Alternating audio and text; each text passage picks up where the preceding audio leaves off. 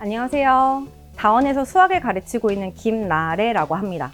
다들 이번 여름방학을 어떻게 보내야 될지에 대한 고민이 굉장히 많으실 텐데요. 우선 결론부터 말씀드리자면 저는 이번 여름방학 때 도형의 방정식만 특강을 진행을 합니다. 그 이유에 대해서 좀 설명을 해드릴게요. 그 이유 중에 가장 큰 거는요, 달라진 교육과정인데요. 지금 아마 대부분 머릿속에 뭐가 있으실 거냐면 2학년 교육과정이 있으실 거예요. 2학년 1학기 때 대수를 진행을 하고 2학년 2학기 때 미적분을 진행을 하면서 아이들이 이제 수능에 대한 공부를 해야 되는데 그거에 대한 대비를 해야 되지 않을까라는 고민들로 머리가 꽉 차 계실 텐데요. 사실은 그 전에 저희는 이제 1학년 2학기 때 공통수학 2를 진행을 하죠. 그러고 지금 저희가 이제 마주보고 있는 1학년 여름방학 같은 경우에는 3주라는 굉장히 짧은 시간이고요. 1학년 겨울방학은 2달 이상의 굉장히 긴 시간이 이렇게 있죠. 자, 우선 달라진 교육과정을 조금 아시겠지만 다시 한번 설명해 드리자면 18 교육과정 같은 경우에는 수학 상에서 도형의 방정식을 미리 배웠고요. 이제 수학 하에서 맨 뒷부분에 경우의 수를 배웠었습니다.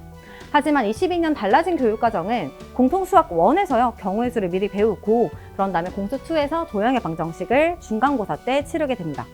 자, 여기서 어려워지는 포인트가 등장을 하는데요. 첫 번째로는 경우의 수를 공수 1에서 미리 공부를 하고 내려와요. 이제 그렇기 때문에 공수 2에서 집합과 함수 시험 출제를 할 때 경우의 수적인 고난도 문제가 충분히 출제가 될 수가 있습니다.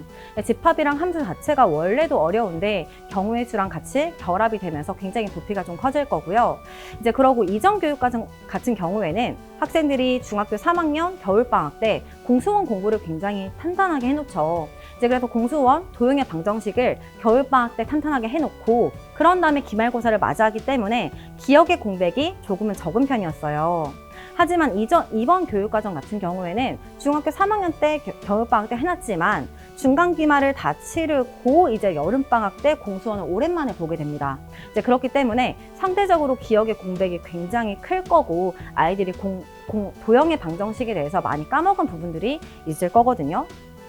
이제 그래서 1학년 여름방학 3주라는 굉장히 짧은 시간에서 당연히 정규 수업에서 공수 2, 도형의 방정식과 집합함수를 하겠지만 거기에서 대수 특강을 진행을 하면서 아이들이 대수 특강도 진행을 하고 도형의 방정식, 집합함수를 모두 다 머릿속에 넣기에는 굉장히 짧은 시간이란 판단이 들었고요. 그래서 저 같은 경우에는 특강에서 도형의 방정식을 탄탄하게 하고요. 이제 정규 수업에서 집합이랑 함수 위주로 이제 공부를 치열하게 할 예정이거든요. 이제 그래서 도형의 방정식 특강이 어떻게 구성되는지를 말씀을 드리자면요. 우선은 1회부터 5회차는 테마가 뭐냐면요. 도형의 방정식에 대한 두려움을 좀 없애자입니다.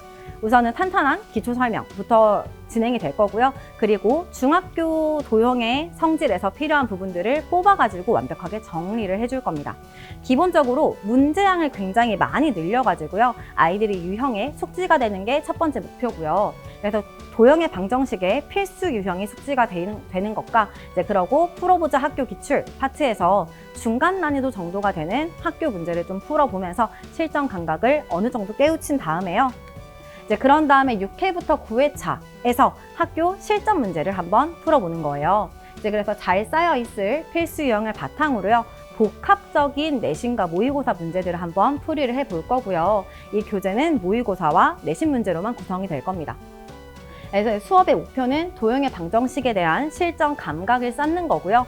아마 이 4회차 수업에서 실전 감각이 쌓여지는 게 아마도 많이 부족할 거예요. 이제 그런 부분들을 8월, 9월 이제 중간고사 전까지 계속해서 반복을 하게 되겠죠.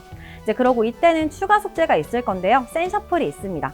학생들이 뭐 센은 당연히 이전에 제가 풀리겠지만 그래도 센 문제가 순서가 섞여 있으면요. 외워야 될 공식과 문제마다 풀이 방법이 굉장히 다르기 때문에 학생들이 문제풀이가 굉장히 오래 걸려요. 유형 파악이 한 번에 안 된다는 거죠. 그런 부분들을 조금 극복을 하고자 센 셔플을 같이 병행을 할 예정입니다.